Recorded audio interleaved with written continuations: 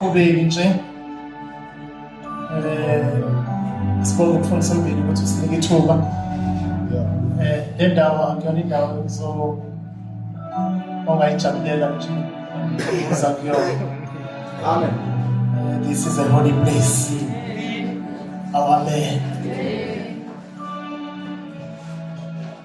Ngingakasho lutho bazalwane, ngizofisa ukudlulisa lamazwi ukuthi we've got our Father, Baba umfundisi umbili. Amen. Uphakathi kwethu. Ze ungalenzi iphutha lokuthi uphume ngaphansi kwe-covering yakhe. Amen. Akuyezwakala bazalwane. Never make a mistake yokuthi uphume ngaphansi kwale umbrella ayiphethe. Amen. This is anointed. This is an anointed man of God. Amen. Amen. Hleze uzothi yaphuma bese udlala izimo ongekwazi mhlawumbe ukubhekana nazo. Ngoba ezinye zezimo uthola ukuthi uthwele ushawa izinto kodwa seziqale zadlula kuyena. Awukhona amen. Ngibonge ke ithuba nami nginikeziwe ngoba kwangoze sibongo. Ngiyamthanda kakhulu uThixo. Ngenzela umusa ngelinye ilanga kwathi izinto zikhona ngatholakala encwadini yokuphila. Amen. Ngizofunda nje amavesi ambalwa bazalwane. First Peter chapter 1 verse 23. Ngicela umunye aphuthume angivulele Psalms 119 uverse 11 kuphela. Omunye angivulele Izenzo chapter 6 uverse 4 kuphela. Ngizobe sengiyagcina sekoqa nje lento yami, ngizobe sengiyagcina ngamaGalatia 6 uverse 16 and 17. uPetro uqala chapter 1 verse 23. Psalm 119 uverse 11. Izenzo chapter 6 uverse 4. Bese sigcina ngamaGalatia chapter 6 uverse 16 to 17. Lelo zina manzi akopo zenxebeni ngoba yilo lelo kambi elela haobi lelo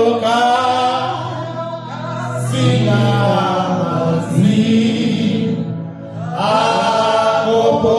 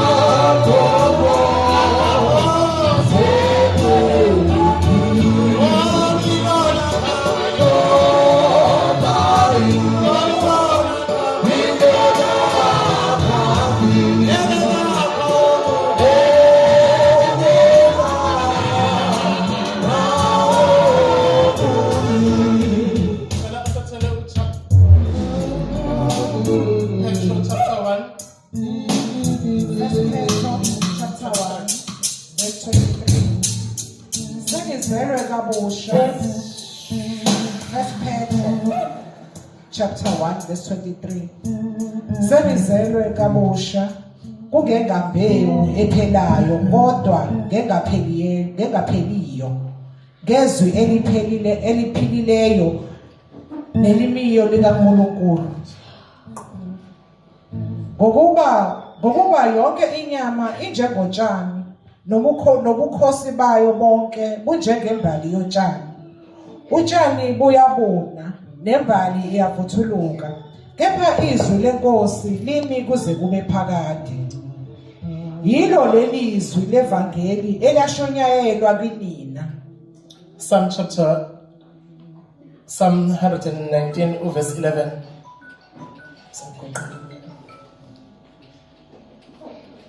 Amahubo 19 verse 11. 119 verse 11. 119 verse 11. Enhliziyweni yami ngiyalonda izwi lakho ukuze ngingoni kuwe. Zenzo chapter 6 verse 4. Zenzo chapter 6 verse 4. Kuphela nje.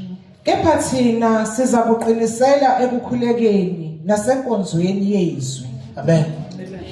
Bazalwane, kulezi insuku zokugcina into engifuna ukukhuluma ngayo is the word of God. Amen. Ngifuna ukukhuluma ngezwi likaNkulunkulu. Athi ubhala kahle libukhali izwi likaThixo libukhali kunenkemba elilolo inhlangothi zombili.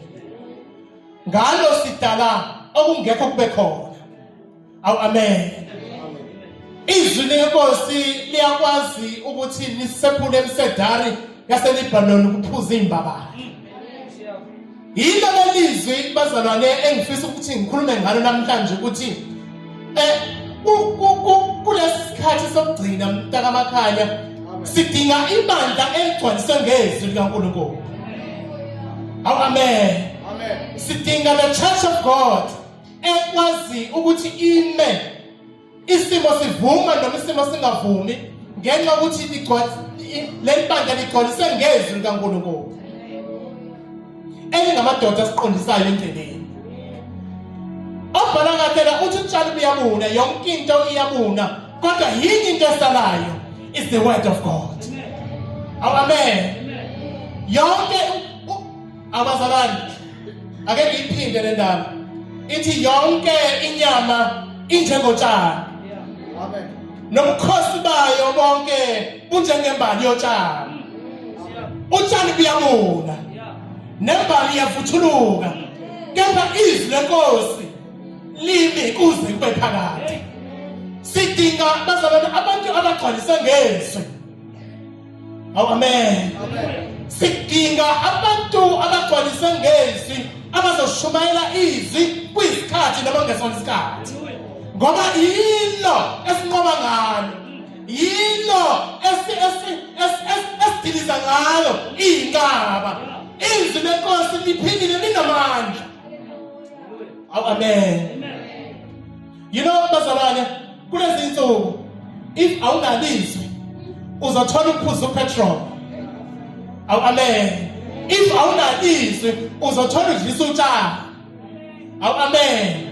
But we need a church kulezi insuku eligcwaliswe ngezwi likaNkulunkulu. Athaphola kahle lapha kuThaphulo kuZamisa 119 verse 11. Enhlizweni yami ngiyalonda izwi lakho. Oh my God, ukuze ngingoni kuwe. Amen. Izenzo chapter 6 verse 4. Uthi kepha thina sizaqinisela ekukhulekeni nasenkonzweni yezwi. If you don't have the word of God, usenkingeni. If ibandla aligcwaliswanga ngezwi likaNkulunkulu, lisenkingeni. Awukhona amen. Siyadinga izwi lenkosi bazalwane. We need the word of God. Ngoba ilona elikwazi ukuthi lisikhulumele singasho lutho. Athobhala kahle aqamba manga. Athi uyele emuva lingawenzanga umsebenzi. The word of God. Amen. Amen. asidingi bazalwane ibandla elikhuluma imunamoni indaba kulezi insuku zokugcina. Sifuna abantu abazoba bathi njengokusho kwethu. Amen. Uma uya in the courts of law, ayikho into ekhulunywa laphana kuthiwa according to act. Akafuni umshushisi ukufuna into angayazi ukhowutha embhalweni ukuthi lo muntu kuze simshushise in terms of act so and so. Amen. Nathi singabakholwa, nathi siyibandla likaKristu, siyadinga izwi. Uma singenalo izwi kodwa singonzazi bazalwane enye into singaba ngayo. Amen. Azathi obhala kahle ngoba amazwi okuphila avela kuwe. Amen. Umuntu angeke uphila ngesinkwa sodwa kodwa even ngamazwi kaThixo uyakwazi ukuphila. Amen. Awukho amen bazalwane. Ngezwi likaNkulunkulu siyamangala. Ngezwi likaThixo sidala ongekho kubekho. Amen. Ngizosho lokho nje bazalwane bese ngihlala phansi ngithi mina izwi lenkosi linamandla. Sidiliza ngazo isigodlo zobumnyama. Yilo lelizwi elizwa umnyama kubaleke. Izwi lenkosi ngalo lonke kuyaguqa. Athi hlabelela kahle ngegama lakho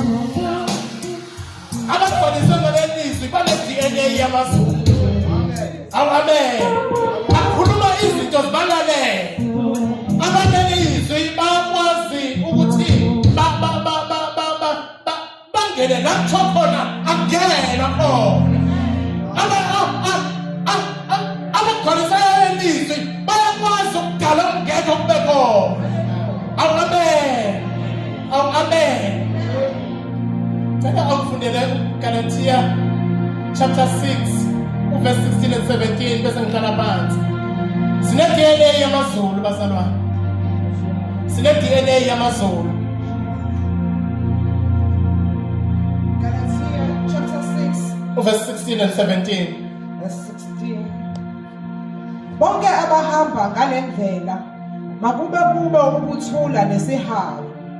Yebo kuIsrayeli kaNkulunkulu. Verse 17. Mangingabe ngisakhathazwa muntu ngokuba ngiphethe emzimbeni wami izimpawu zikaJesu. Amen. Mangingabe ngisakhathazwa umuntu ngoba ngiphethe emzimbeni wami izimpawu zikaJesu.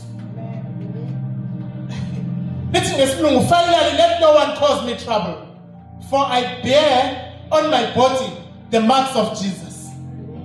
Amen.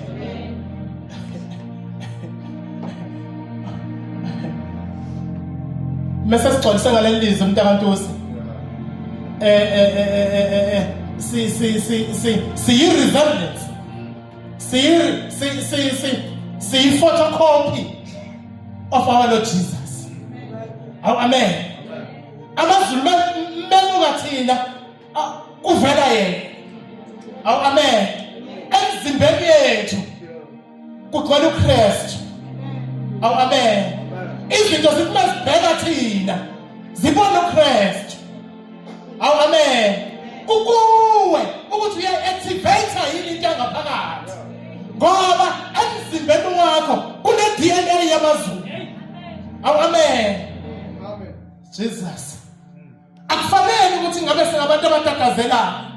Akufanele ukuthi ibandla liyashake ngoba uhamba abantu abazaziyo ukuthi in my body I carry Jesus Christ. Yena yedwa owafa wabuka ngosuku lesithathu waqoba ukufa. Nathi siyazinqoba izinto. Kumele sizinqobe izinto ngoba emzimbeni wethu we are vaccinated by Christ. Amen. Awu amen. Ngenxa yokuthi nje